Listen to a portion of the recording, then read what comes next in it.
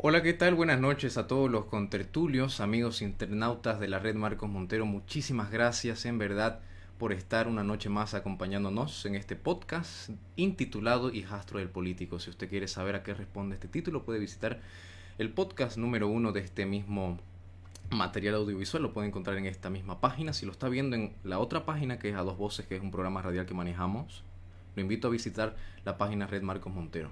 Ahora quiero iniciar con la misma salvedad que siempre hago, y es que me da miedo porque ya he pasado varias veces mal los tragos. Es que me avisen por favor si se escucha bien. Por favor los invito a que me digan si está todo bien, lo escuchan bien, para que yo esté consciente de ello y cualquier percance técnico trate de solucionarlo de inmediato. Pero bueno, dicho eso y en vistas de que nadie ha dicho que no se escucha bien, voy a dar eh, como una afirmación su silencio y voy a pasar a introducir el tema de hoy. El tema de hoy está aquí puesto en el título de la transmisión. Principalmente vamos a hablar acerca de la comunicación. A su vez vamos a tratar de hacer un ejercicio historiográfico. Bueno, no sé por qué hablo en plural, aquí está el maestro que ahorita lo voy a presentar. De allí vamos a tratar de hacer unas reflexiones acerca del periodismo, que es una disquisición, creo yo, menesterosa propia de este coloquio. Y vamos a finalizar con otras cuestiones aisladas que, bueno, esperamos que sea una conversación sumamente enriquecedora y lo hace sin duda alguna. Bueno, sin mucho más prolegómenos lo presento. Aquí está el señor Lucas Carena. Buenas noches, licenciado Lucas. Muchísimas gracias, infinitamente agradecido por estar acá. Marcos, el gusto y el placer es todo mío de poder compartir, bueno, estos minutos, este encuentro, y me hace realmente beneplácito ser recibido por el pueblo boliviano, ¿no? Tengo un gran cariño, ¿no? Por ese otro también altiplano boliviano al que me gustaría poder conocer, poder viajar.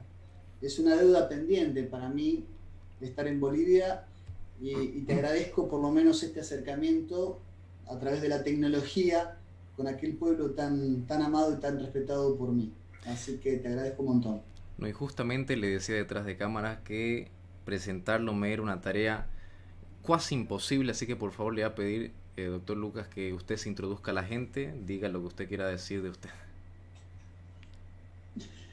Bueno, yo la verdad que te agradezco un poco todas las palabras elogiosas. Yo también te decía atrás de cámara que para mí ver a jóvenes comunicadores que hoy dicen tenerme bueno, con alguna estima como referencia, para mí es un orgullo. Lo siento un tanto inmerecido, pero para mí es un orgullo y sí me alegra, y esto sí tengo que reconocerlo y decirlo, que tantos años de esfuerzo, tantas transmisiones en la brújula. Nosotros viajábamos 300 kilómetros para ir a transmitir de los estudios del TLV1 y ver que todo aquel esfuerzo, después de un tiempo, se convierte en frutos frondosos, ubérrimos. Bueno, es una alegría. Entonces, yo te agradezco también tus palabras elogiosas. En realidad soy una persona inquieta, soy una persona curiosa, me defino como un nostálgico, porque soy muy crítico del mundo contemporáneo y del mundo moderno, pero eso no quita de que tengo que reconocer que por alguna razón estoy en esta época y en este lugar, y trato de darle sentido a eso, ¿no? Para tratar de enfocar de una manera alternativa muchas de las cosas que lamentablemente hoy nos venden como superación de mundos de atraso, de mundos de oscuridad que tenían que ver con la tradición. Y bueno, estoy acá yo para tratar de decir o para dar la nota discordante, ¿no?, acerca de eso. Así que yo me defino como un nostálgico desde la tradición perenne.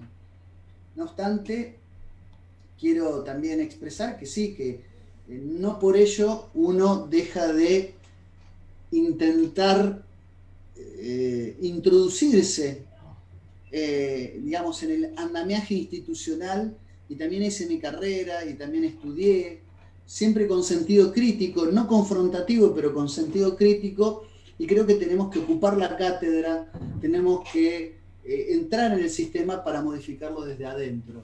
Es decir, a veces tener una mirada radicalmente crítica con la institucionalidad contemporánea no nos tiene que dejar al margen de todo eso.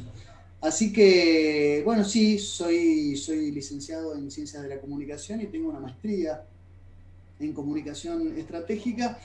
Y en el año 2016, junto al doctor Pablo Dávoli, que era mi compañero de tertulias en aquel programa La Brújula, publicamos un libro sobre las temáticas de la ingeniería social que se llama La Guerra Invisible, Acción Psicológica y Revolución Cultural, que tiene un hermoso prólogo de don Adrián Salvucci. Así que sí, me defino como autor, escritor, investigador, y también hago periodismo, como lo haces vos, Marcos. Hago periodismo independiente, ¿no? Tuve mi paso por los grandes medios de comunicación, decepcionado con algunas operaciones de prensa. Me di cuenta de cómo funcionaba el andamiaje, el aparataje institucional de la prensa, y me dediqué en todo caso a hacer periodismo alternativo. Así que un poco esa es mi presentación y mi definición mi autodefinición, podríamos decir, la definición de mí mismo que puedo dar. Muy bien, excelente. Bueno, arranquemos entonces a hablar sobre la comunicación, y la primer cuestionante tiene varios apéndices, así que si se le olvida alguna pregunta me lo dice. Primero, para sentar la base conceptual, ¿qué definición o qué concepto maneja usted de comunicación? De allí desprendo, ¿usted pondera a la comunicación como una ciencia? Abro un paréntesis, y es que aquí en las universidades por lo menos existen miramientos o porfías infinitas acerca de que algunos consideran la comunicación como una ciencia, puesto de que ponderan de que también hay un objeto de estudio específico. Otros a su vez dicen que es un campo multidisciplinario, que se interlaza con distintas ciencias.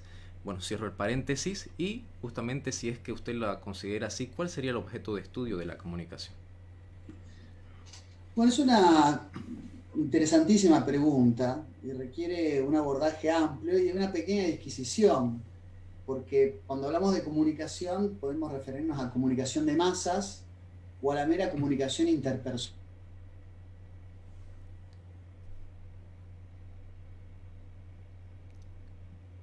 Bueno, creo que se ha ido un momento el internet con el señor Lucas. Su propia epistemología. Es decir, cuando un saber está inmiscuido en su propia epistemología, yo creo que hay saber científico. Es decir, cuando genera su propia epistemología. Es decir, hay corrientes de pensamiento de la comunicación, hay distintas miradas de la comunicación que se pueden enfrentar, que se pueden poner en diálogo, y por esa razón yo creo que hay ciencia de la comunicación. Podría ser un saber técnico, no estaría mal. Y eso no le sacaría jerarquía a la comunicación. Podría ser un saber técnico, pero para mí es un saber científico.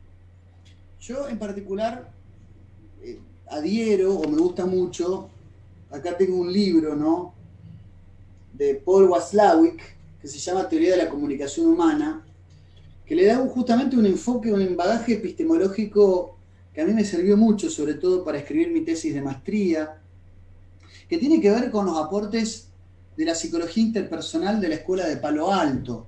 De hecho, el libro Paul Watzlawick, se lo dedica a quien fue su introductor y su maestro, que fue Gregory Bateson. Es decir, es una Escuela de Palo Alto en California, le debe prácticamente su ser fundacional a Gregory Bateson.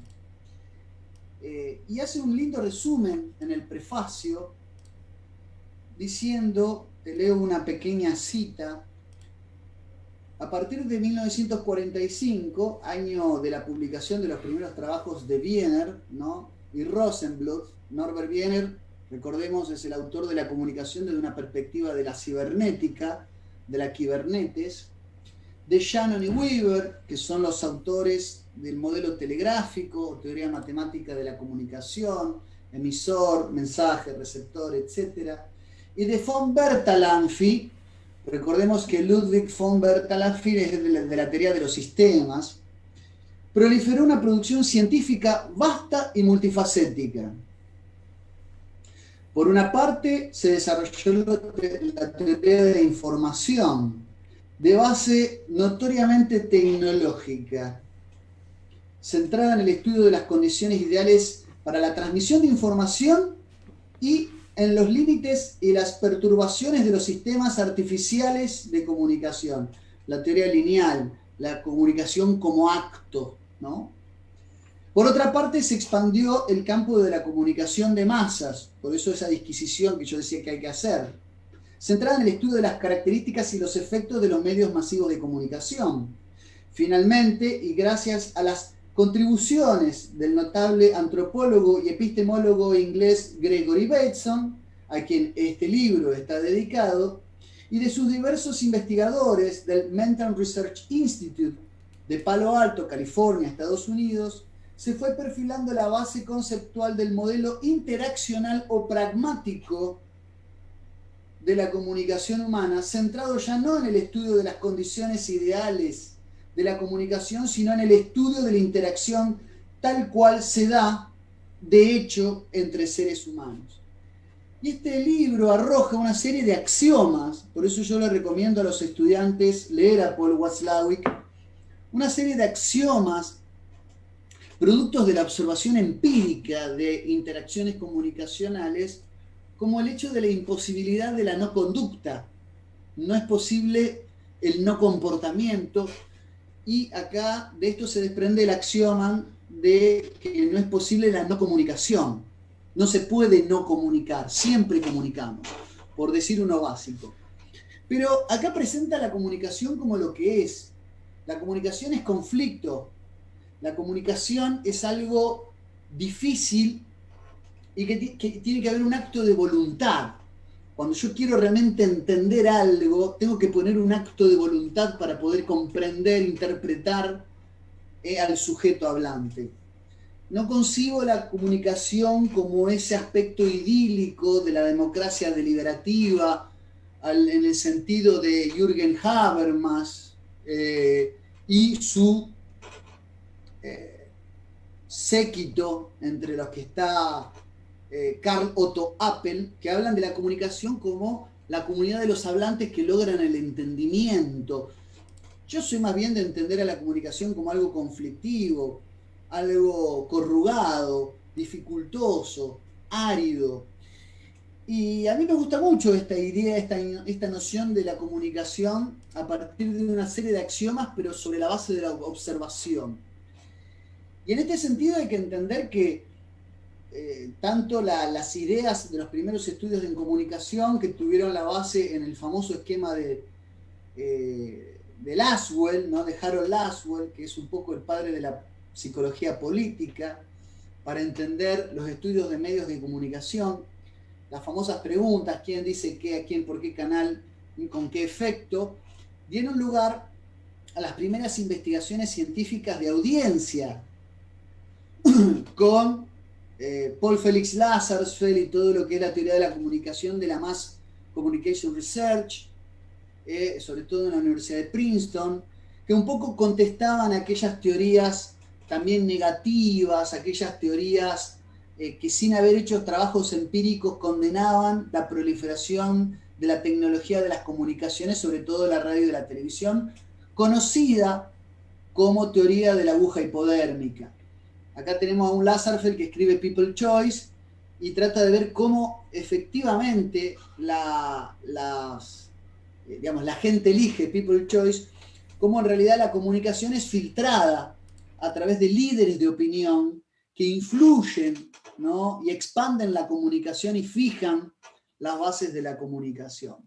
Ahora, hay un gran dilema que abarca todo nuestro campo de investigación, que es esta idea de entender la comunicación como un acto identificable en un tiempo y un espacio, y las corrientes que son más de tipo semiológicas, que entiendan a la comunicación como un proceso complejo de construcción de sentidos. La idea de la construcción de sentidos nos lleva a las escuelas que, indagan sobre la comunicación desde los aspectos semióticos y semiológicos, los estudios del signo lingüístico, tanto de la línea francesa, como podremos decir, con el estructuralismo de este gran lingüista suizo, Ferdinand de Saussure, ¿no? Creador de la ciencia de la sociología, de la semiología, perdón, y después con la línea norteamericana con Charles Sanders Peirce y su famosa tricotomía de los signos, que a mi criterio en las universidades se lo enseña a Peirce sin haber pasado por los aportes de un alemán, Gottlob Frege, que es el verdadero autor de la ciencia de la semiótica. Era un lógico, matemático, pero que fue el primero para mí en preguntarse por los signos lingüísticos, que es algo que significa algo para alguien, según esta línea. Y después, todo el desarrollo postrero, Jemslev, David Easton, todo lo que, por la cuestión sistémica, no digo, pero sobre todo lo que tiene que ver con los aportes de Roman Jakobson, que une un poco el modelo telegráfico de la comunicación, emisor, mensaje, receptor, pero con los aportes de la lingüística estructural. Los aportes de Roman Jakobson para mí son realmente notorios y fundamentales en este sentido. Pero, insisto con esto, la comunicación es una ciencia, para responder a tu pregunta. Lo que pasa es que es una ciencia cuyos múltiples abordajes aún generan un fuerte debate en el campo epistemológico acerca del objeto de estudio. Tiene un objeto de estudio amplio. Obviamente que es la comunicación humana, la comunicación interpersonal, el objeto de estudio. Lo que pasa es que ahí estamos en un problema, ¿no? Porque es muy difícil, y esto es lo que explica muy bien a mi criterio la teoría interaccionista, es muy difícil salirse del lenguaje y de la comunicación para explicar el lenguaje y la comunicación. Es como un juego de cartas. Yo estoy jugando con las mismas cartas, yo puedo estar jugando al truco, que es un juego muy argentino, y de pronto con las mismas cartas jugar al chinchón o jugar algún otro juego de naipes, como puede ser el tute remate. Ahora, para poder darle significado a los elementos que componen cada juego, tengo que poder ponerme de acuerdo, en última instancia, con mis interlocutores acerca de que estamos jugando al mismo juego, porque el valor de las cartas es uno u otro de acuerdo al juego que estemos jugando. ¿Qué pasa con la comunicación humana? Que la comunicación humana es un conjunto de reglas como los que componen un juego de naipes, pero del cual no podemos salirnos para hacer la metacomunicación explicativa de la propia comunicación. Nosotros no podemos enajenarnos y ponernos por encima de la comunicación para poder explicarla con la objetividad necesaria como podemos observar un objeto material para analizar sus partes componentes. Ese es el gran problema de la comunicación. El nivel metacomunicativo para convertir a la propia comunicación en un objeto de estudio susceptible de ser analizado. Entonces, el debate epistemológico requiere entender todas estas aristas porque todos comunican, todo sujeto parlante es agente, sujeto y objeto de la comunicación. La comunicación nos atraviesa a todos y también se generan las falsas expectativas de que porque uno estudia la comunicación necesariamente es un experto a la hora de comunicar. Es como si se le pidiera que a un médico, es decir, no se enfermara nunca por ser médico, por estudiar la salud o cómo evitar la enfermedad. Digamos, también ese aspecto idílico que los comunicadores nos vemos permanentemente obligados a rebatir. Es también un poco esa postura que se genera, esa falsa expectativa del experto en comunicador como necesariamente alguien que comunica todo de manera fácil, sencilla y entendible para todo el mundo. Esto no es así, ¿no? Esto no es así. Es como pedirle a un bombero que nunca jamás se le incendie la casa, ¿no? Esto no tiene por qué, o sea, tenemos las mismas dificultades, arroja y abreva en las mismas dificultades la comunicación para todos. Lo que hacemos, los que estudiamos comunicación, es tratar de mirarla de una manera distinta, analizar la comunicación de una manera un poco más objetiva, tomando distancia y utilizando ciertas metodologías para poder comprenderla de una mejor manera. Yo insisto, y respondiendo a tu pregunta, que hoy las universidades tienen un derrotero acerca de las distintas teorías de la comunicación más o menos armado, pero que adolecen, a mi humilde criterio, de algunas falencias, ¿no?, metodológicas, y sobre todo han quedado desactualizadas en muchos aspectos, ¿no? Con las nuevas comunicaciones, con las redes sociales, con las nuevas formas de comunicación, esto que estamos teniendo, ¿qué es? ¿Es una comunicación entre dos personas, mi estimado Marcos? ¿Esto es una videollamada?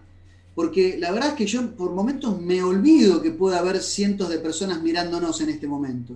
Pareciera una comunicación entre dos, pero en las que hay un montón de personas que se suman, por eso ahora aparece el webinario, el conversatorio, y aparecen nuevas formas de comunicación mixta, en la que nosotros no estamos en un estudio de televisión, no estamos haciendo un periodismo para una población masificada, para una audiencia, para una muchedumbre, para el vulgo, para la turba. Nosotros estamos hablando entre dos personas como si no hubiera nadie en el medio, pero sabemos que nos pueden estar mirando muchas personas en este momento. Entonces, los nuevos desafíos de la tecnología, yo estoy transmitiendo desde mi habitación, seguramente vos estás también en un domicilio particular. Estas nuevas formas de comunicación implican nuevos desafíos, nuevos interrogantes, nuevas indagaciones para las cuales la teoría de la comunicación, tal como se enseña en las universidades, ha quedado a mi criterio vetusta, obsoleta, caduca. Así que sí, para mí la comunicación es una ciencia con un objeto de estudio amplio en el sentido fidedigno y genuino de la palabra, y con un marco epistemológico que ha generado muchísimos interrogantes, pero que ha dado aún muy pocas respuestas. No, me parece sumamente interesante y se me vinieron a la mente distintas reflexiones que se las voy a ir lanzando. Cuando concluye usted elige cuál quiere desmenuzar, y si me encuentro divorciado de la realidad, o por lo menos lo que digo está así, usted me corrige. Primero, pero estaba acomodando. Bueno, no, algo que quería decir es que me parece interesante, sobre todo cuando habla de la comunicación per se. Creo que quien hace es que no se podría decir un aporte porque esto es todavía pretérito, pero Aristóteles, por ejemplo, en la retórica, ¿no?, en sus primeros 3 capítulos, si no me equivoco, da una definición de, por ejemplo, de lo que es la retórica, y si no me equivoco, circunscribe la retórica en un marco en el cual simplemente esta es, son aquellas armas de las cuales se va a valer ella para ponderar cómo al final o ulteriormente se va a decir algo, ¿no?, se va a comunicar. Luego, por otro lado, quienes reflexionan alrededor acerca de lo que usted dijo del probablemente hombre masa, por ejemplo el señor Ortega y Gasset, pero quien me parece que hace otro análisis interesante es el señor Marshall McLuhan, ¿no?, en Aldea Global, sobre todo, cuando haciendo el paralelo de lo que, por ejemplo, después dijo Hayek, que es una rama distinta, pero por ejemplo, quien es solamente economista va a ser un mal economista. Aquí Marshall McLuhan, en un sentido holístico, dice que el hombre masa no es que sea un ignorante, sabe, es como un técnico y actúa como un sabio ignorante, con la arrogancia propia de aquel que se cree sabio, ¿no? Entonces, sumamente interesante eso, y quería soltarle otras dos reflexiones, y en base a estas dos quería que usted me responda. La primera es una reflexión que se la escuché decir al señor Miguel Ángel Bastos, si no me equivoco, en una ponencia que él dio en el Instituto Juan de Mariana, en la cual, en un sentido igual holístico, dice de que las ciencias de hoy en día están siendo utilizadas, o por lo menos el incentivo, el aliciente para que las personas las estudien, es que una vez controladas estas mismas ciencias, entiéndase la astronomía, la matemática, la sociología, la comunicación, van a ser utilizadas en última instancia para dominar.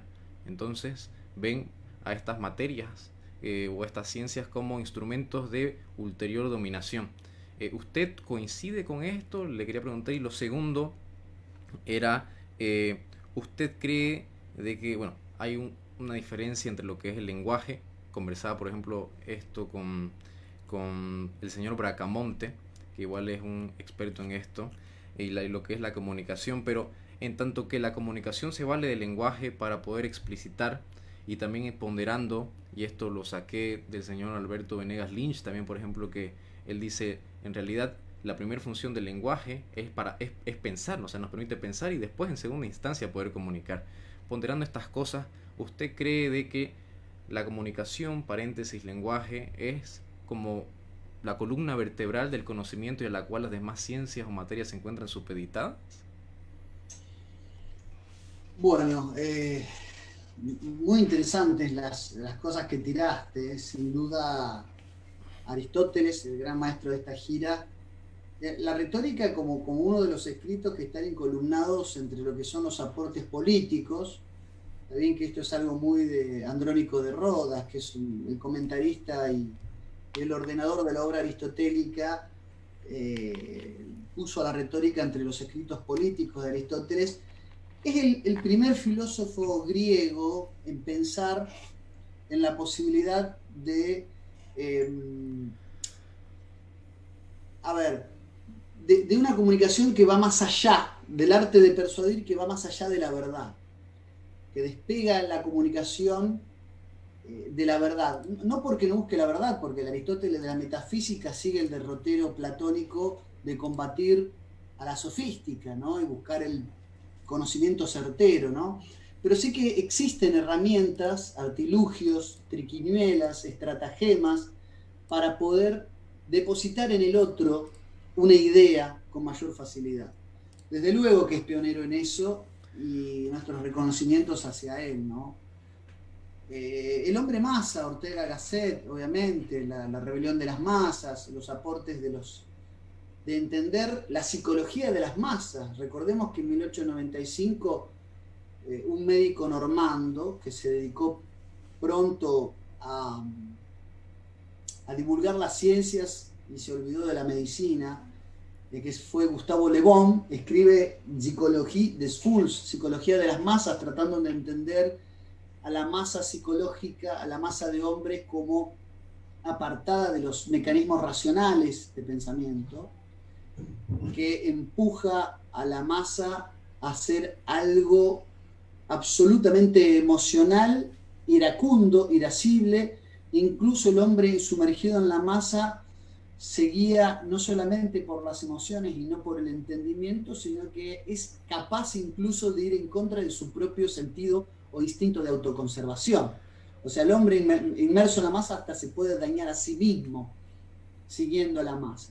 Entonces, esto presenta un gran desafío.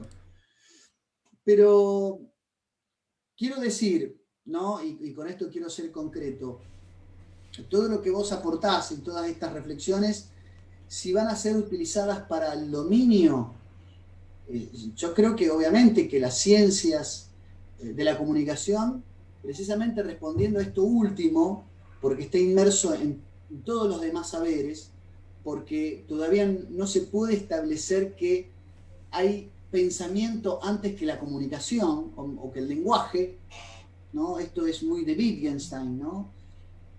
Las paredes, los límites del lenguaje son los límites de nuestra mente. Por lo tanto, yo respondo que afirmativamente la comunicación, así como todo lo atraviesa, la comunicación es en algún punto madre, el lenguaje es madre de todos los demás razonamientos. El razonamiento matemático es un lenguaje, el razonamiento lógico, digamos, el lenguaje, más allá de que en la comunicación cotidiana, más de un 80% de la comunicación es paralingüística. Habría que leer a Wittfogel ahí, ¿no? La comunicación es paralingüística, la comunicación gestual. Habría que leer a Hall, incluso la distancia que uno se toma respecto de otro para hablarle también hace a la comunicación. Más allá de eso, el lenguaje está inmerso en todos los demás saberes. Ocupa un lugar primordial y sustancial en todos los demás saberes. Entonces, claro, quien domina el lenguaje, domina los modos de pensar. Esto es un poco la distopía de nuestros tiempos. Cuando Eric Arthur Blair escribe su famosa novela distópica en 1984, piensa en la neolengua como una forma de dominar las mentes. Y es muy orwelliano cuando quieren transformar nuestra forma de hablar. Nuestro idioma recibe modificaciones con el tiempo, pero los lenguajes, y un experto como Bracamonte te lo puede explicar muy bien, está sometido a una serie de precisos cambios con el paso del tiempo, porque vos sabés que el lenguaje tiene un aspecto estático y un aspecto dinámico. Es decir, cuando la lengua genera una suerte de presión sobre el habla, tenemos un aspecto, si se quiere, sincrónico. Ahora, cuando el habla genera modificaciones, o sea, la puesta en acto de ese lenguaje, genera cambios, genera presión sobre el lenguaje, el habla genera presión sobre la lengua, estamos en el aspecto diacrónico del lenguaje. Entonces el lenguaje cambia, pero nuestra lengua es producto, yo insisto, de un trayecto que va desde la lengua de Cantabria, de Burgos, de Cervantes, es español, es un desprendimiento, obviamente, del latín. No podemos hablar no podemos olvidarnos de las lenguas romance, pero esas modificaciones están sometidas a determinadas condiciones. No podemos modificar la gramática. La gramática, por lo menos no la podemos modificar de un plumazo. Las reglas de la gramática, primero que responden, como lo explicó, como lo muy bien lo investigó Noam Chomsky, tienen que ver con estructuras ahormacionales de la mente. Es decir, los niños intuitivamente edifican una estructura ahormacional de la gramática. Por eso a veces los niños es común que te digan no cabo en vez de no quepo, o te digan no, yo no sabo en vez de yo no sé, porque intuitivamente la estructura que ellos emplean es la correcta y desconocen la excepción. Como desconocen la excepción, viene un adulto y le dice no, se dice yo no quepo, no cabo. Pero lo que ellos hacen es intuir la gramática tal como la tienen que conjugar, de acuerdo a la experiencia previa de conjugaciones gramaticales iguales, la utilización de los prefijos, de los morfemas, de los sememas inmersos en la estructura morfológica de las palabras. Ahora, ¿a qué voy con esto? Y quiero ser muy puntual. Estamos en una era donde se quieren introducir modificaciones en el lenguaje para buscar el dominio, como es el lenguaje, el autodenominado lenguaje inclusivo. Hablar con la E, cuando la ideología intenta usurpar las modificaciones naturales que puede tener determinada forma de hablar. Si no, no tendríamos lunfardo acá en Argentina. Acá en Argentina utilizamos un montón de palabras que no formaban o no forman parte de la de la Real Academia. O sea, nosotros no nos supeditamos a lo que aprueba o deja de aprobar la Real Academia. Acá en Argentina se usa mucho el zarparse, pero zarparse es una inversión de la palabra pasarse. zarparse, pasarse, es cambiar el orden lógico de esa palabra, y se ha incorporado como una palabra lunfarda, y está bien que así sea, pero el lenguaje inclusivo tiene primero una connotación ideológica, tiene un presupuesto muy peligroso, que decir que cuando hablamos, hablamos mal, es decir, cuando hablamos discriminamos, porque dejamos afuera a los distintos sexos, y poder introducir, inocular cambios artificiales, sobre todo en la gramática del lenguaje, nos obliga a entender que hay una estratagema orwelliana.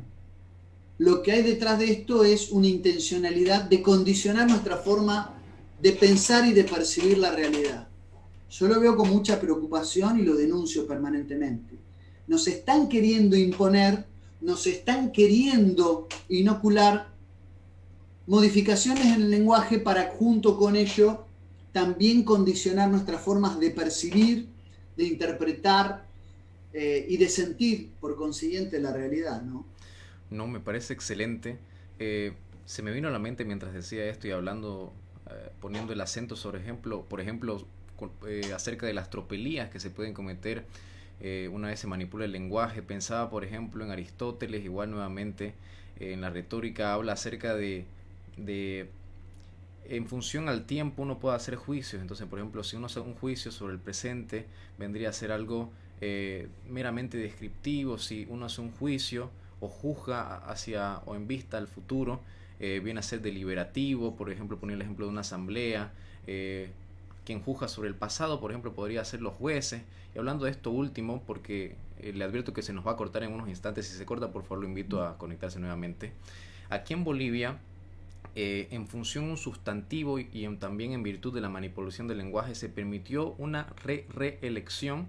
No sé cuántas creo que ya, bueno, su cuarto mandato del señor Evo Morales que estaba. ¿Bajo qué excusa? Bueno, justamente se cortó, por favor. Denme unos instantes. Por favor, los invito a comentar, por favor, cualquier cosa que ustedes quieran decir, si son estudiantes de comunicación, de periodismo, cualquier clase de comentarios, bienvenido. Lo invito a compartir, por favor, enfáticamente este material, puesto de que es harto interesante y creo yo, la materia de la comunicación, como bien se venía advirtiendo hace un instante, es sumamente importante. Muy bien, aquí nos estamos conectando. Nuevamente nos estamos conectando. Por favor, denme unos instantes en lo que se conecta el señor Lucas. A ver. Creo que volvimos. Sí, permítame. Sí, hemos vuelto. ¿Me escucha bien, señor Lucas? Perfecto. Bueno, para terminar, no, simplemente le decía que aquí en Bolivia, por ejemplo, en virtud del sustantivo, o por así decirlo, el título que se le ha puesto a Bolivia, se le ha cambiado. Se ha pretendido, o por lo menos la pretensión del señor Evo Morales y las personas que lo hicieron, perdón, pensé que se me cortó.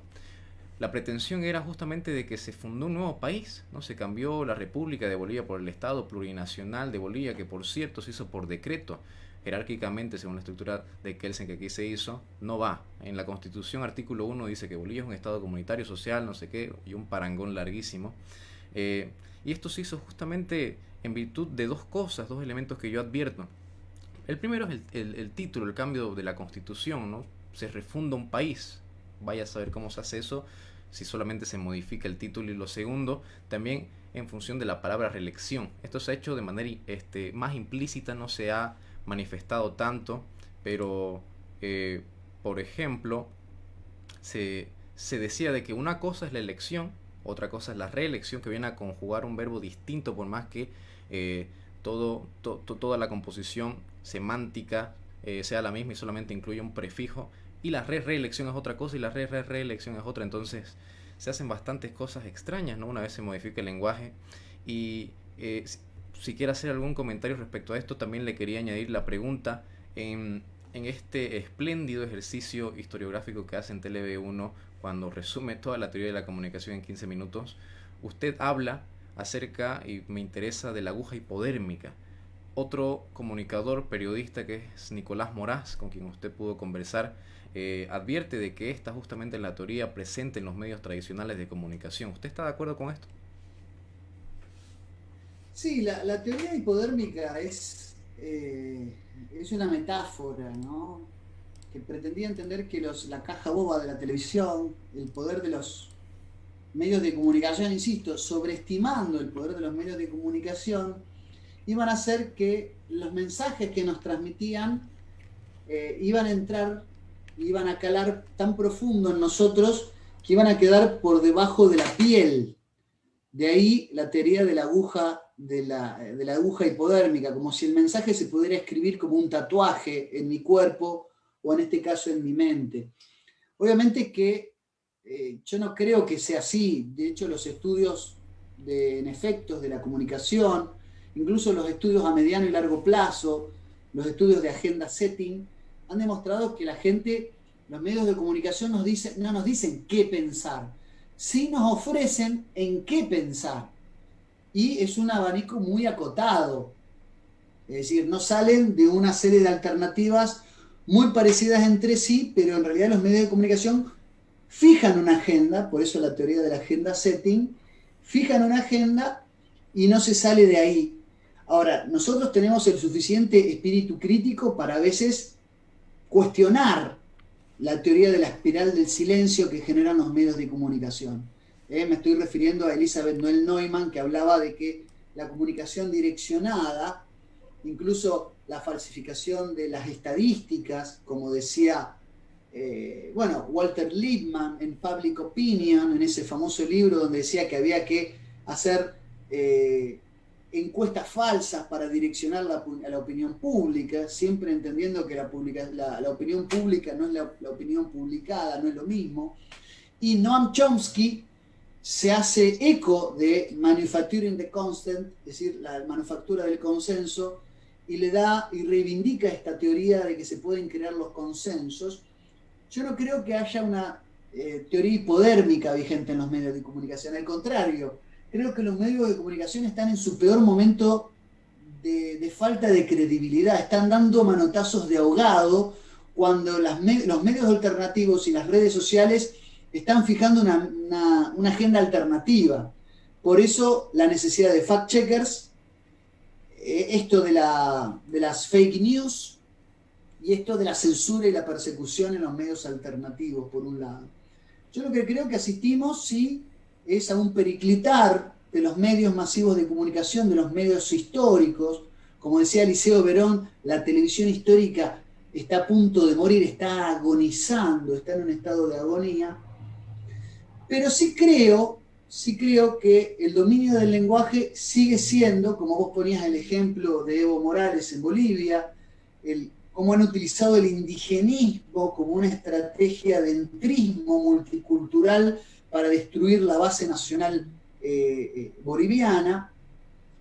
Y en un momento, vos me preguntabas, cuando yo hice este famoso recorrido historiográfico por la comunicación, me preguntaba por un autor soviético, Piotr Sorokin, que él se fue exiliado, él apoyó la revolución, él estaba dentro de la juventud revolucionaria, pero, digamos, recordemos que la revolución es en 1917, en octubre, según el calendario juliano, el octubre rojo, pero recién la Unión Soviética se crea en 1922 y Lenin, Vladimir Ilich Ulyanov, más conocido como Lenin, muere en 1924, muy poco tiempo después, con el ascenso, esto va a terminar con el ascenso de Joseph Yugashvili, más conocido como Stalin, en el poder de la Unión de Repúblicas Socialistas Soviéticas.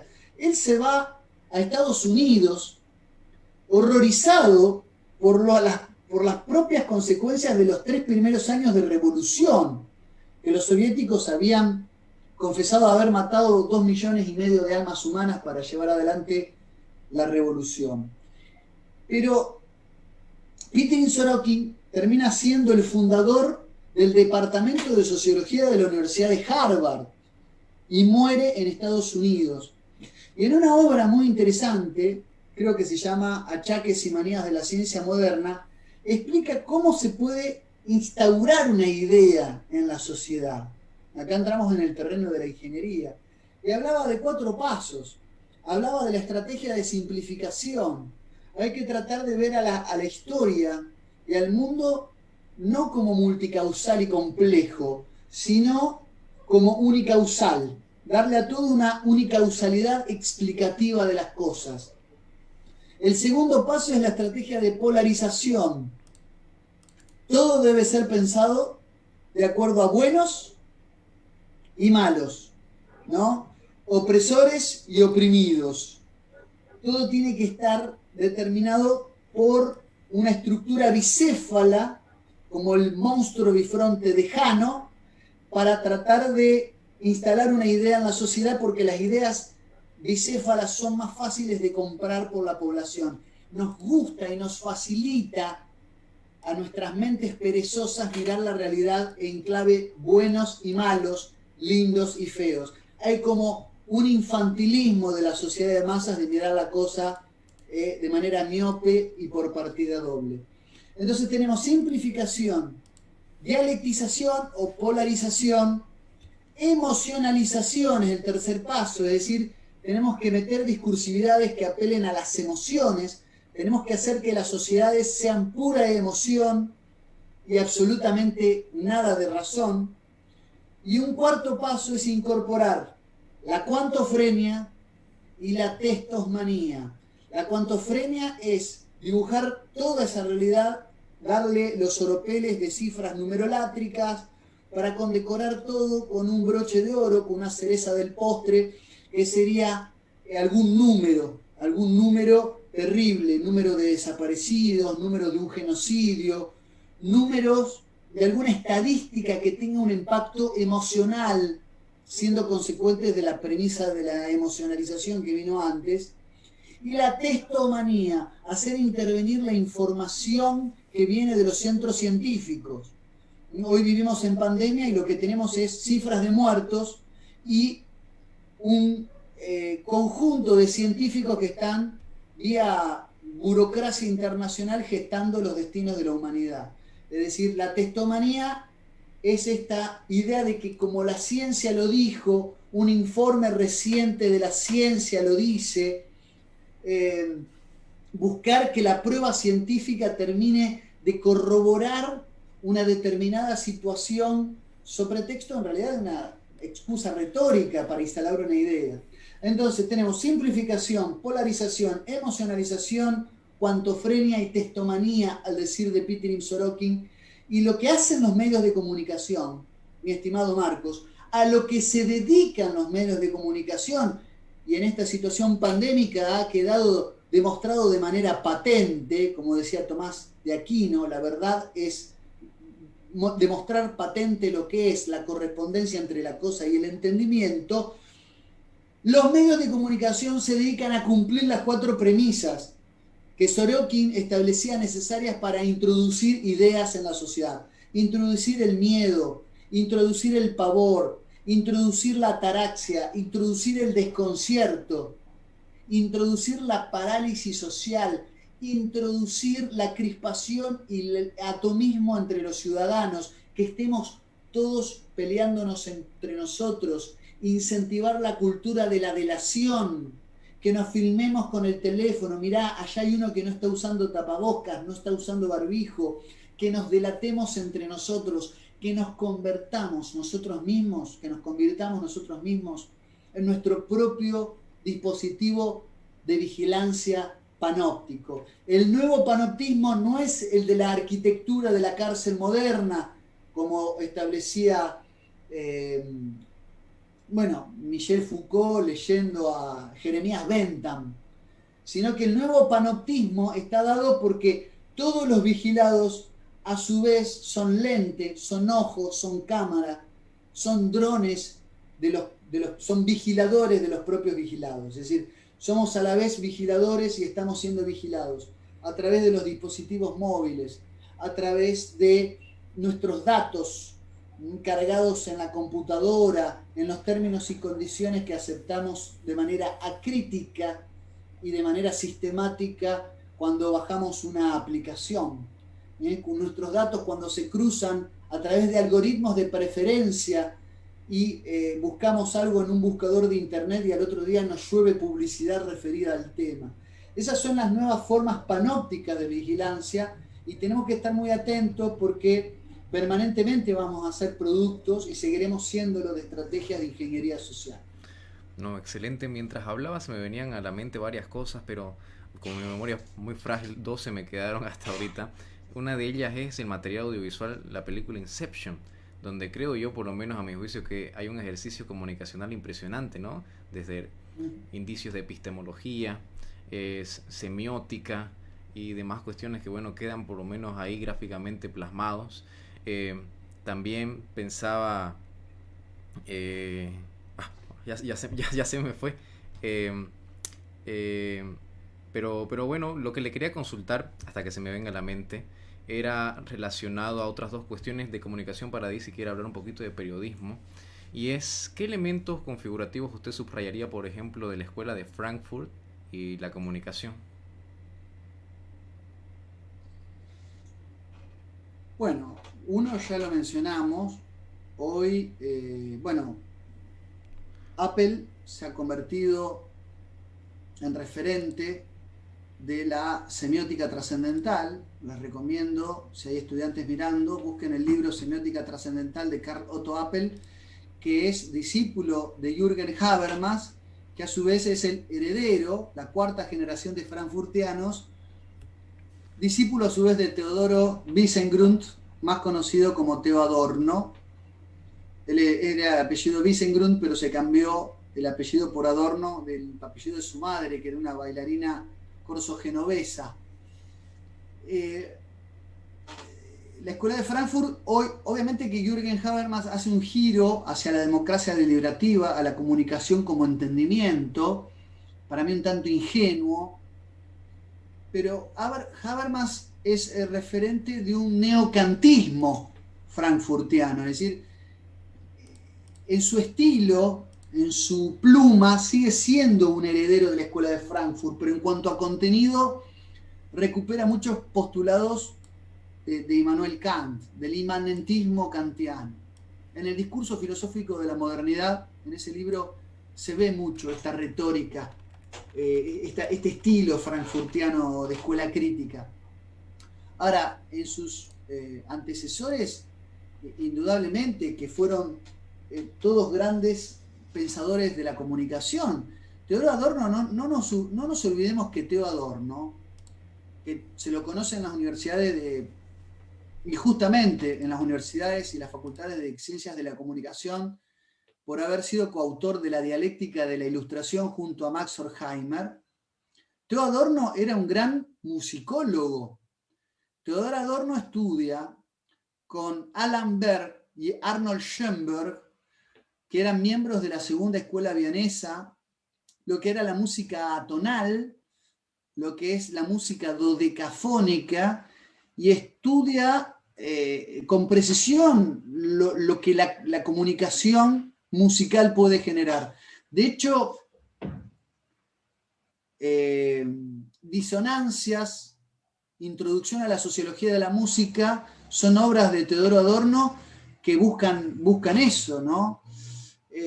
Yo creo que todos los grandes pensadores de Frankfurt han incursionado por la comunicación. Walter Benjamin, que cuando habla de la industria de la cultura y esta idea de la industria de la cultura pensada como la obra de arte en la era de la reproductibilidad técnica, le preocupan los sentidos de lo artístico, de la expresión artística, ahora en la frivolidad de los enlatados. Hemos encerrado a Mozart en un disco, dicen los frankfurtianos. Y bueno, Benjamin se va a encargar de hablar de esta idea que es un juego de relaciones inversamente proporcionales entre valor de culto y valor exhibitivo. Es decir, que hay como una hiperritualización, hiperrutinización de lo artístico, ahora mediado por el dispositivo técnico. Hay un acercamiento y a la vez un alejamiento, porque si yo agarro a Mozart y antes se lo podía escuchar en la pequeña serenata monocturna la podíamos escuchar un grupo de privilegiados que formábamos parte de la nobleza de la corte del emperador austríaco. Ahora Mozart lo pueden escuchar en cualquier lado a través de, no sé, un pendrive y MP3. O sea, acerca a Mozart al mundo, pero al mismo tiempo lo aleja porque se pierde el valor de culto, porque a la vez nosotros para escuchar a Mozart teníamos que estar frente a Mozart dirigiendo un quinteto de cuerdas. Ahora está todo mediado por el dispositivo técnico, por la computadora, por el pendrive, y de alguna manera, al mismo tiempo que lo acerca a todos, lo aleja porque está intermediado por la tecnología.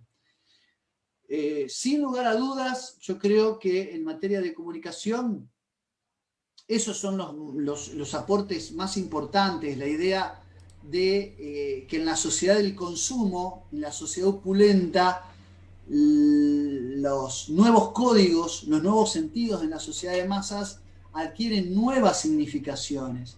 Ahora, el lado B, el lado oscuro de la escuela de Frankfurt, es que todos los frankfurtianos no solamente no escribieron en Frankfurt, sino que escribieron exiliados cuando se destruye la República de Weimar. Recordemos que el Instituto para la Investigación Social se crea en 1923 en el campus universitario de la Universidad de Frankfurt, pero la mayoría de sus miembros terminan escribiendo afuera de Frankfurt y afuera de Alemania. La mayoría en Estados Unidos, entre ellos Adorno se va a trabajar con Paul Felix Lazarsfeld a la Universidad de Princeton para el proyecto Radio y terminan favoreciendo con becas de la Fundación Rockefeller, con apoyo del Instituto Tavistock de Inglaterra, del condado de Sussex, la masificación social y la estupidización social a través de los experimentos que llevaban adelante. Bueno, después de un largo etcétera, ¿no?, de los deconstructores de la cultura, entre ellos, bueno, sin lugar a dudas, yo creo que Herbert Marcuse, que es el autor intelectual del Mayo francés, a través de su libro Razón y Revolución, y Eros y Civilización, y El hombre unidimensional también. Creo que la escuela de Frankfurt, si incluimos a la escuela de Frankfurt ampliada, digo ampliada porque podríamos incluir a Wilhelm Reich, que coqueteó, que estuvo cerca, pero no llegó a hacerlo, y a los antecesores de la escuela de Frankfurt, que eran el grupo de intelectuales y literatas, como Leo Lowenthal, ¿no?, o Martin Buber, que se reunían con el rabino Nehemías, ya me va a salir el apellido, a discutir cuestiones de metafísica y de dialéctica. Nehemías Nobel fue el que reunió a los primeros frankfurtianos, pero que después vinieron los aportes de tres grandes intelectuales. Digo grandes intelectuales porque intelectualmente lo fueron, aunque yo no comparta ninguna de sus ideas desde el punto y desde el plano estrictamente ideológico, que eran Willy Münzenberg, Georgi Lukács y, sin lugar a dudas, Antonio Gramsci, que fue el gran padre de la revolución cultural o del marxismo cultural. Todos tenían una noción de la importancia de los medios de comunicación para la proliferación de las ideas. Todos tenían una gran orientación acerca de que el futuro iba a estar mediado por dispositivos tecnológicos y que la revolución marxista la tenían que llevar adelante a través de la inoculación de las ideas marxistas en la piel social de la cultura, y para eso los medios de comunicación podían ser grandes aliados. El mismo Antonio Gramsci decía, hay que hacer con el marxismo lo que los cristianos hicieron con el cristianismo en la época de Constantino. Ya estaba la moral cristiana instalada mucho antes del edicto de Milán. Y bueno, la comunicación ha sido clave para la escuela de Frankfurt, lamentablemente con los inconfesables fines de la ingeniería social y peor aún con los inicuos intereses del marxismo cultural. Pero sí, para mí está presente en el derrotero histórico de la escuela de Frankfurt y de sus intelectuales el desarrollo de la comunicación como una de las etapas necesarias para llevar adelante una revolución en el campo de la superestructura, obedeciendo a esta idea de que ya la revolución no estaba en las bases materiales únicamente, sino que tenía que darse en el plano de las ideas, en el plano de las estructuras, en el aparato ideológico, diría Althusser, ¿no? En el aparato ideológico es donde tenemos que llegar. ¿Y cómo llegamos al aparato ideológico? Y a través de los medios de comunicación. Si la huelga y la toma de la fábrica lo era en el marxismo clásico, la infiltración en los medios de comunicación iba a ser el gran arma de la escuela de Frankfurt para llegar a meter el marxismo en el campo de la superestructura ideológica y educativa. Excelente. Simplemente para no dejar pendiente lo que quería decir antes, quería referirme, y ese era el segundo material, la teoría de la ventana de Overton, que eso me hizo acuerdo toda la reflexión que dijo. Y ahora si quiere pasemos, tampoco para alargar tanto, unos apéndices más. Quería hablar de redes sociales. ¿Qué reflexión podría usted hacernos acerca de las redes sociales en general? Yo le menciono un apéndice también para su reflexión, si la quiere ponderar. Cuando salió el tema de Donald Trump y la censura, ¿no?, que se propició en base a bueno, los sucesos que acontecieron allá, surgió un debate bastante fervoroso, creo yo, entre algunos libertarios y otras personas que ponderaban otras cuestiones más trascendentales acerca de la censura. Si es que esta era una censura espuria o si era legítima en la medida en que entendíamos que era una empresa privada y demás. ¿Usted cree, qué reflexión podría darnos acerca de la censura? Porque en esta época donde, por ejemplo, así se remiten a ella Agustín Laje, Horacio Justo, donde hay una suerte de ontología digital, donde tu existencia no solamente se remite a la creación de un perfil, sino que necesita probablemente de este proceso dialéctico, por decirlo de alguna manera, que por ejemplo Hegel te suelta, de que necesita la conciencia de otra persona para existir y tener incidencia. ¿Cree usted de que independientemente de la naturaleza, digamos que es sumamente pura, es privada pura, puede existir una suerte de censura que sea legítima, o qué reflexión en general podría darnos acerca de las redes sociales? Bueno, absolutamente es un rotundo no el hecho de la legitimidad de la censura por el hecho de que las redes sociales sean empresas privadas. O sea, para mí ese es un debate totalmente estéril y para mí saldado, porque la definición de red social,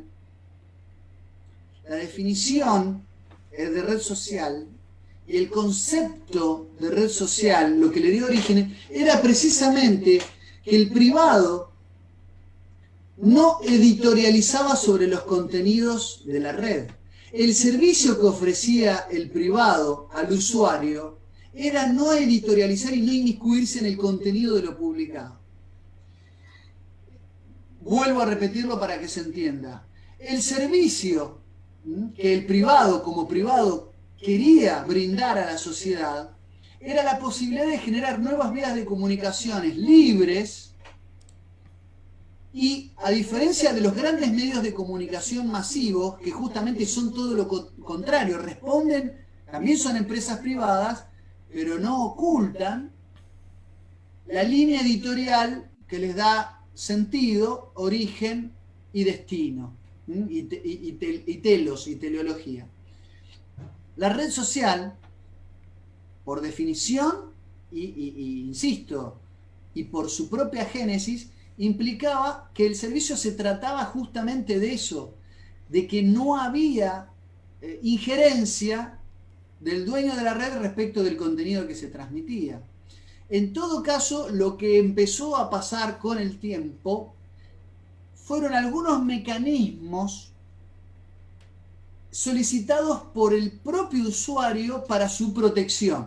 Por ejemplo, ciertos mecanismos de bloqueo ante una situación de acoso, ciertos mecanismos de, si se quiere, censura ante una situación de hostigamiento, ante una situación de escrache público sin fundamento o prueba fehaciente, la violación de la intimidad. Resulta que una persona, no sé, se la vio haciendo algo indebido y es filmada y subida a las redes. Bueno, más allá de que lo que estaba haciendo era delictivo, el daño que le podía provocar ese escrache público sin mediación de la justicia podía ser aún peor. Entonces, la red social fue adecuando sus políticas para que los usuarios que estén protegidos y se sientan tranquilos a la hora de usar las redes sociales.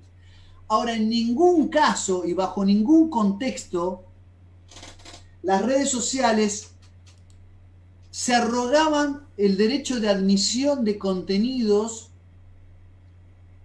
respecto de la posibilidad de que una información sea falsa. Podemos admitir hasta cierto punto, bueno, ciertas imágenes muy fuertes o la protección solamente de menores respecto de la pantalla, los insultos, los agravios, pero la red social fue evolucionando y fue yendo cada vez por más. Y lo que vivimos y a lo que asistimos con esta situación, entre comillas, de emergencia establecida por la pandemia, es que las redes sociales dejaron de ser lo que les había dado su naturaleza compositiva, llamada a ser una red libre, social. Se convirtió en un medio de comunicación con línea editorial. Una línea editorial donde el propietario de la red no genera los contenidos, no lleva adelante la consumación del contenido periodístico, pero sí la capacidad de editar y de censurar a gusto el contenido que considere no va acorde con ciertas políticas de seguridad para la sociedad. Empezaron los fact-checkers, empezó la censura de los contenidos, el bloqueo de cuentas y la eliminación de cuentas y de usuarios. Hay personas que han sido censuradas de modo tal de que, habiendo pasado por suspensión de cuenta y por baja de la cuenta, con su nombre no pueden publicar más nada. Ha pasado en Amazon. Le ha pasado a Pablo Muñoz Iturrieta, si no me equivoco, que él con su nombre no puede publicar otro libro, aunque sea distinto el contenido, por haber publicado y haber vendido muchos ejemplares por Amazon en El cuerpo equivocado, creo que es uno de sus libros que habla contra la ideología de género. Lo más gracioso es que el libro, lo privaron de todas las regalías, pero el libro lo sigue vendiendo Amazon, o sea, le secuestró, peor, le confiscó el libro. Es terrible lo que está pasando.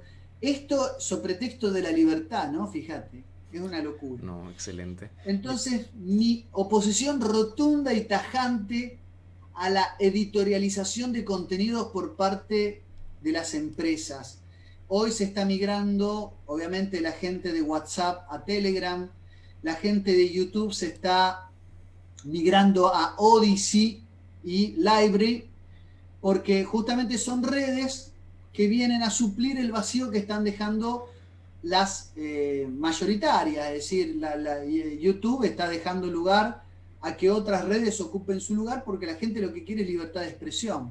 Ahora, subestimaron muchísimo a la población, pensaron que la población iba a ser sumisa, iba a ser genuflexa, iba a estar aborregada, y realmente utilizó las redes sociales para concientizar y para informar y para decir muchísimas cosas que hasta ese entonces históricamente nunca nadie se había atrevido a decir o se había permitido se diga en la televisión abierta, en la televisión pública, en la televisión digital por vía convencional. Entonces para mí ha sido un gran avance, un gran logro. Le hemos torcido el brazo al sistema a través de las redes sociales. No podemos descansar en eso. Está a las claras que la estrategia de censura es un manotazo de ahogado agónico por lo que han generado los nuevos contenidos alternativos a través de las redes sociales. Pero creo que no es suficiente. Tenemos que ir por más y no podemos a través de una ventana informática solamente hablar, tenemos que empezar a actuar. De todos modos, creo que haberte respondido en este punto el rol que tiene y deben tener las redes sociales para ser tales, si no serán otra cosa. Claro. Serán comunicaciones interpersonales abiertas, como decíamos al principio. No, por supuesto. Yo siempre suelo hacer un panegírico capaz de manera equivocada y por eso me interesaría saber su opinión y reflexión al respecto. En virtud del periodismo de opinión e investigación, si bien probablemente el nombre, el sustantivo periodismo nos remite a periódico, que es aquella persona que de manera periódica sube una información, yo pondero en demasía, creo, una premisa que nos enseñan aquí en las aulas donde nos dan cátedra de comunicación, que es cualquier intento de objetividad no deja de ser subjetivo. Quisiera que usted también me dé su reflexión y usted cree que, tal vez es muy fuerte el epíteto, pero vendría a ser una suerte de degeneración o no estar a la altura el periodismo de causa en el que te muestra una información estática, probablemente sesgada, en comparación a lo que es el periodismo donde ya se fundamenta, hay trascendencia. A ver, mi estimado Marcos, el periodismo actual, tal cual los vectores con los que se presentan históricamente, es un verdadero desastre. Las radios siguen ocupando tiempo de aire para decir el clima y la hora, información que hoy podemos tener con cualquier dispositivo móvil. Mirá si nosotros vamos a necesitar que la radio nos diga el clima en la calle o nos diga el pronóstico extendido para la semana entrante de cómo va a estar. Es decir, ellos no han acusado recibo de que las nuevas generaciones no tienen idea de lo que es la programación pautada, estructurada de los medios de comunicación convencionales. Hay estadísticas que muestran que los medios convencionales son consumidos por personas mayores de entre 60 y 65 años para adelante. Nadie más mira televisión, escucha la radio, lee periódicos en doble tabloide, con cintillo, bajada, titular. Yo creo que estamos en una situación de cambio de era en materia de comunicación, estamos en un salto, pero que todavía no se ha terminado de comprender, sobre todo por aquellos que pretenden y quieren y creen marcar la agenda setting de los contenidos. La televisión y el periodismo en general es un desastre. Es decir, son paneles de relleno, de estupidización, donde se mezcla el entretenimiento con problemas de alcoba. No hay un aporte investigativo en absoluto. Se habla de banalidades, se pretende que 2 o 3 locutores, porque ni siquiera tienen formación periodística, locutores, sigan leyendo el teleprompter y tienen titulares sobre lo que realmente importa, ¿no?, del día. Y los medios hoy para acceder a la información son otros. Los medios de comunicación están mostrando tan cabalmente su derrota que tienen que ayornarse a los tiempos de Twitter. Es decir, uno se entera por Twitter lo que pasa en el mundo y los medios de comunicación tienen que poner titulares o hacer noticia y comentar lo que tuiteó tal o cual político, tal o cual estrella, tal o cual artista. Entonces, primero, hay un problema de tiempo, el procesamiento de la información, las redes sociales, la inmediatez de las redes sociales no pueden ser superadas ni siquiera igualadas por los medios convencionales. Y la veracidad, el filtro de la televisión y de la radio, en realidad lo que buscan es sesgar, estapar, incluso invertir la tónica y las tópicas de la noticia. Entonces yo en realidad lo que estoy es esperando que la muerte de los grandes medios de comunicación sea temprana. Es en el único caso en el que estoy a favor de la eutanasia, que es que los medios de comunicación convencionales mueran lo más rápido posible, que se apague, que cierren la persiana, que se fundan los grandes diarios y digan no tenemos nada que aportar a la ciudadanía, nosotros damos las buenas noches y hacemos un paso al costado. La información tiene sus propios canales, sus propios circuitos, y hoy quienes generan contenido no son, sin lugar a dudas, aquellos petulantes y oropeleados periodistas de traje y corbata que transmiten información sin procesar y muchas veces sin chequear también, como si fueran autores o coautores de la verdad. No, magnífico. Creí, señor Lucas, que estábamos en el vespertino de la conversación, pero ya veo que vamos hora y cuarto, así que vamos a ir cerrando. Le pido por favor, para no robarle tampoco tanto tiempo, de que nos conectemos nuevamente porque se va a terminar en un minuto para ir cerrando al Zoom. Eh, Vamos a hacer una pequeña transición, por favor, estimados amigos, los invito nuevamente, encarecidamente, a compartir este material. Compártanlo por favor porque es sumamente interesante, por lo menos así lo creo yo. Vale la pena, no tiene, ya vieron, ningún tipo perdón, de desperdicio todo aquello que aporta el señor Lucas. Enseguida nada más voy a leer los comentarios, he visto que algunas personas han estado hablando, por favor. Eh, los invito, sigan comentando, vamos a dar contestación ahora mismo a todo aquello que salga por sus cabezas, todas las dudas que tengan. Por favor, denme unos instantes nada más y ahora mismo entramos con el señor Lucas. Ya está entrando. Por favor, permítanme unos instantes nada más, ya está entrando. Por favor, compartan este material, den like porque sistemáticamente estamos siendo censurados aquí en el canal digital. Obviamente debido a que las noticias no son melifluas las que ofrecemos, son un poco ásperas, pero así es el recorrido a veces por la actualidad. Señor Lucas, ya estamos aquí, ¿me escucha? Sí, sí, perfectamente. Muy bien, maravilloso. Permítame acomodarlo aquí, muy bien. Bueno, para ir finalizando, señor Lucas, una última pregunta quiero hacerle y después usted al cierre alguna reflexión. ¿Usted cree que la libertad de expresión incluye o admite la mentira, la injuria, el insulto, o cuáles son los límites de esta?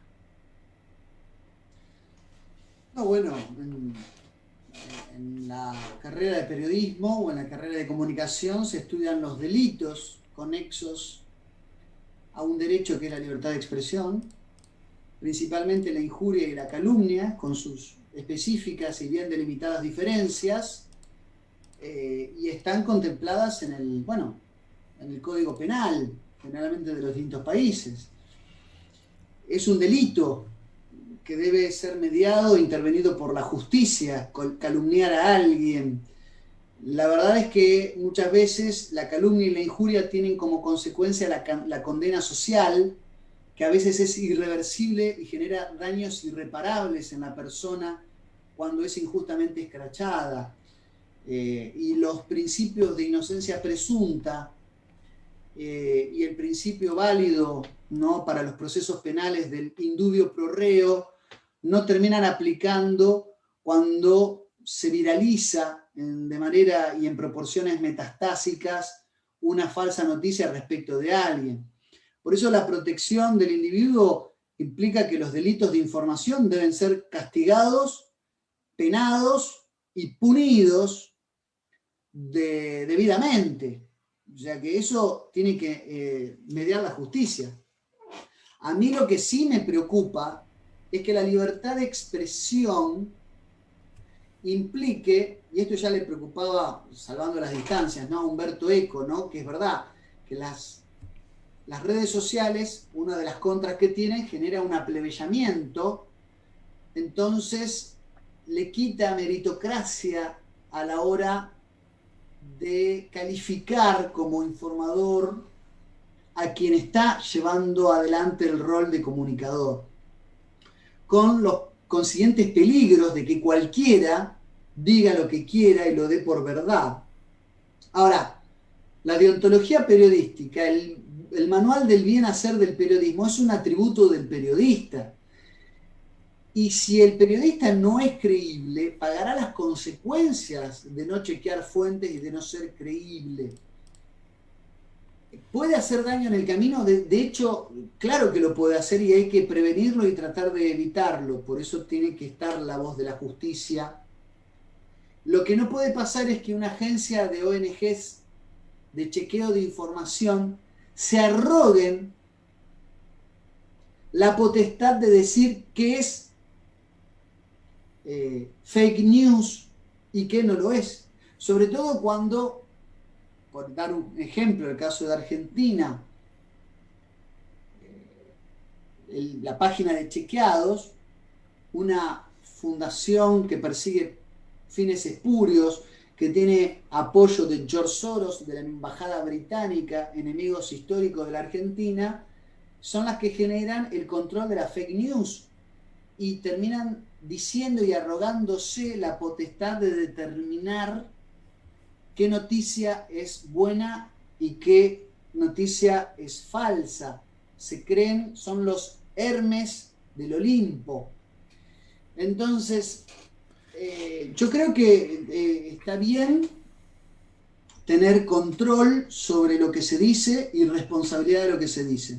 No creo que todo sea válido a la hora de comunicar.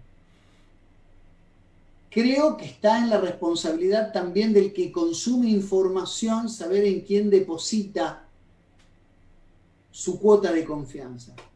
Hay, insisto, un exceso y una proliferación de los canales de comunicación, pero también hay un aplebellamiento de la comunicación. Ahora todos pueden comunicar y por supuesto los peligros de que alguien informe mal o desinforme son más grandes. Eso desde luego. Pero nada dice que los medios de comunicación, que son, insisto, un desastre, hayan informado bien. Han recortado la realidad de manera escandalosa, pavorosa, y se han mostrado impertérritos muchas veces a no hacer las fe de ratas correspondientes, a no dar los derechos a réplica correspondientes cuando han informado mal, cuando no han consultado fuentes. Hay experimentos que se han hecho con medios de comunicación de inmiscuir, acá hay un famoso periodista radial, digo famoso, ya no sé cuánto le quedan los medios de comunicación, Mario Pergolini, que se jactaba de haber metido en las radios, en su momento de radio, falsas noticias y ver cómo se daban por ciertas y se multiplicaban con un efecto dominó impresionante noticias que no tenían absolutamente ningún asidero ni sustento de fuentes. Entonces, sí, siempre es la tensionalidad que van a tener los que hacen, los que queremos hacer periodismo. Proteger a las fuentes, pero al mismo tiempo tenerlas y que sean reales. Tenemos que proteger a las fuentes, tenemos que darle cierta inmunidad a las fuentes para poder tener acceso a la información de calidad, pero al mismo tiempo tenemos que tener el compromiso de que las fuentes realmente existan, no inventar la casuística y no decir que tenemos información de fuentes que no son más que la propia imaginería y la propia fantasía de uno. Sí, los peligros están, pero por eso tiene que intervenir la justicia. Para eso están los mecanismos de acción y de reacción judicial ante aquellos que hacen uso y abuso de la libertad de expresión. La libertad de expresión es un derecho inalienable, impostergable, indelegable, pero puede llegar a hacer mucho daño. Como dicen, las palabras son balas, ¿no? Y pueden generar mucho daño. Excelente, señor Lucas, le agradezco infinitamente. Para concluir, le quiero pedir nomás una última reflexión en virtud capaz del título de este podcast, que es Hijastro del Político. Alguna convergencia que usted pueda advertir entre la comunicación, el periodismo, la política, y quiero que pondere lo siguiente. Hoy es viernes, este domingo aquí en Bolivia hay elecciones subnacionales, es decir, se eligen alcaldes y gobernadores. ¿Alguna reflexión que usted quiera ofrecer a la gente, por favor? Lo que usted quiera decir o si quiere saludar a alguien.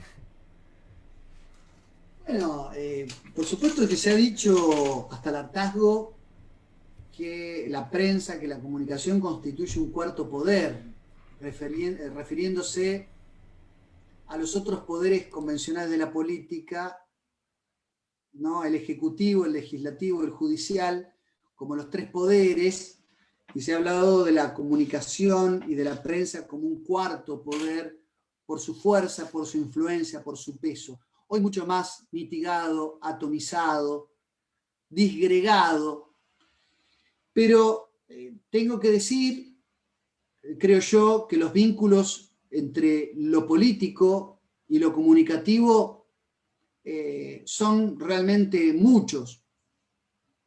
Durante mucho tiempo la teoría política abrazó un concepto de poder en el sentido hobbesiano-weberiano. Es decir, el poder era imponer la propia voluntad a otro bajo cualquier medio. Esa era la idea de poder que tanto tiempo por el cual se abrevaba en la teoría política.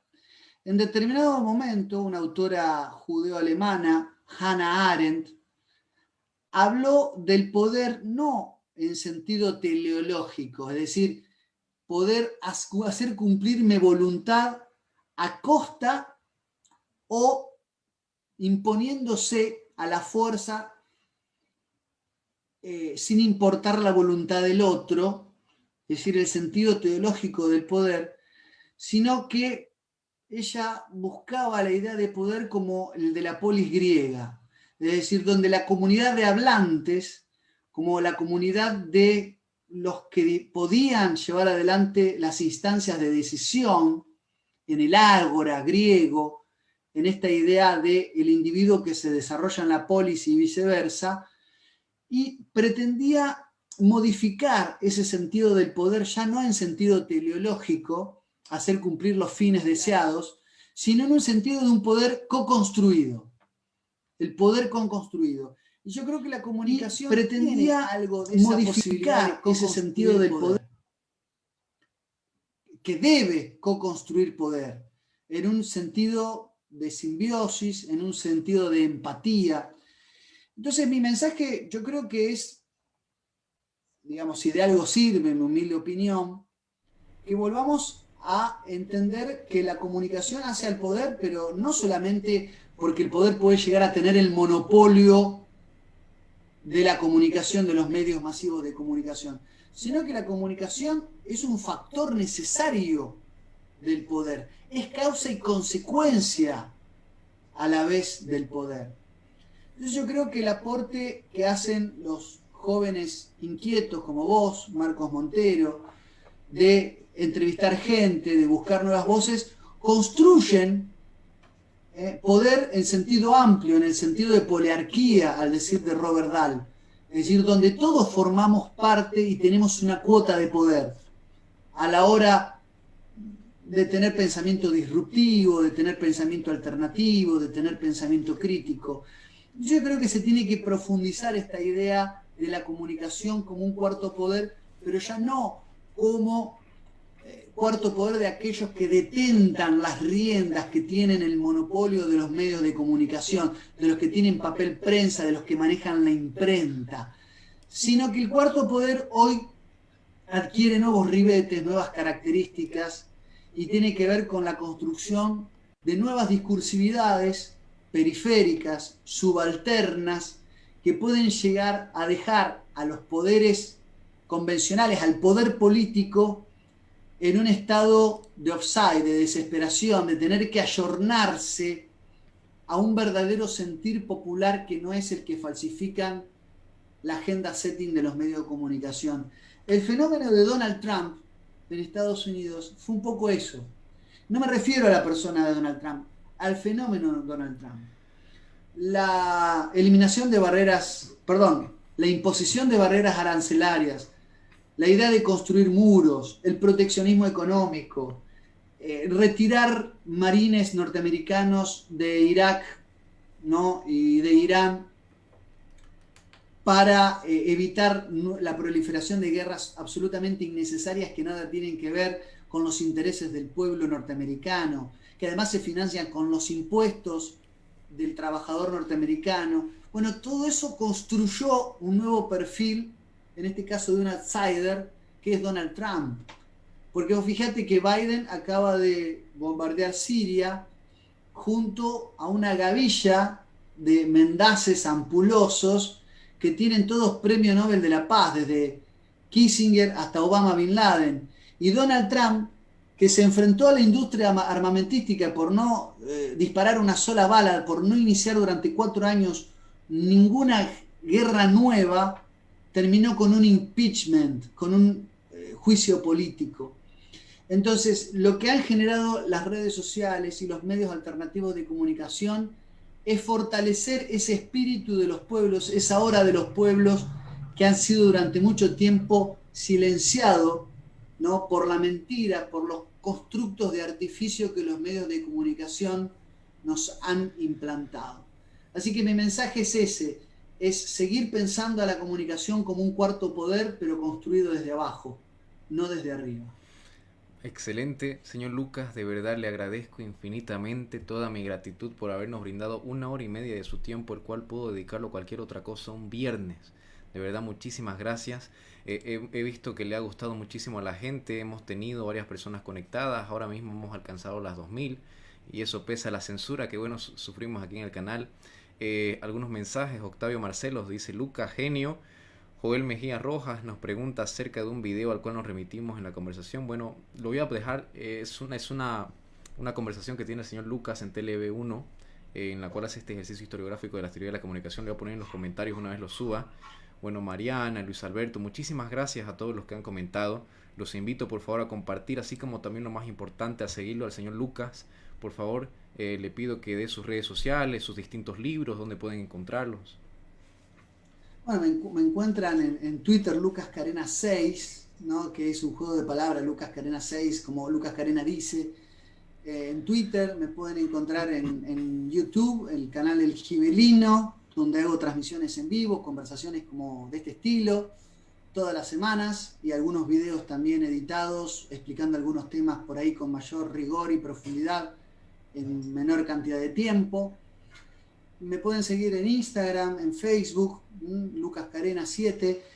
Yo creo que las redes sociales convencionales son las que más hoy le estoy dando bolilla. Estoy estrenando mi página en Odyssey Library, porque en cualquier momento mi canal de YouTube puede llegar a ser objeto y blanco de censuras.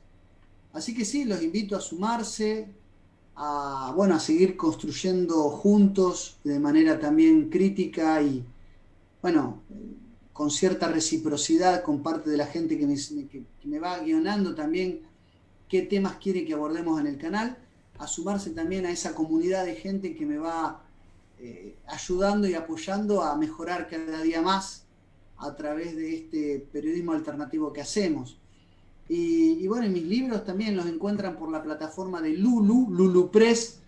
Estoy escribiendo mi 5.º libro, pero los que están publicados, hoy La Guerra Invisible está solo por Amazon, la versión digital, pero mi libro Jesucristo, Príncipe Hiperbóreo, La conspiración de Medea, aborto, eugenesia y nuevo orden mundial, y La leyenda del Perón excomulgado, están todos en la plataforma de Lulu, los pueden encontrar ahí, y si no me lo piden a mí y veo la forma de hacérselo llegar en algún momento. Así que bueno, te agradezco a vos el tiempo, te agradezco la entrevista y la oportunidad de difundir mis ideas desde el humilde espacio donde me encuentro, que es mi canal de YouTube y las redes sociales que usan todo el mundo. No, muchísimas gracias a usted. En verdad vamos a tratar de hacer y sumar esfuerzos. Una empresa en la cual usted capaz venga a Bolivia, yo puedo ir, traemos bibliografía, porque la verdad no tienen desperdicio alguno sus libros. Y bueno, los invito enfáticamente a seguirlo al señor Lucas. El día de ayer tuvo una conversación sublime, que hablaron de filosofía, justamente de retórica. Los invito a verla. Y bueno, muchísimas gracias, señor Lucas. Espero que le vaya muy bien, que su hogar esté colmado de bendiciones, y hasta una próxima entrega. Un honor, gracias a vos, Marcos, y será hasta la próxima.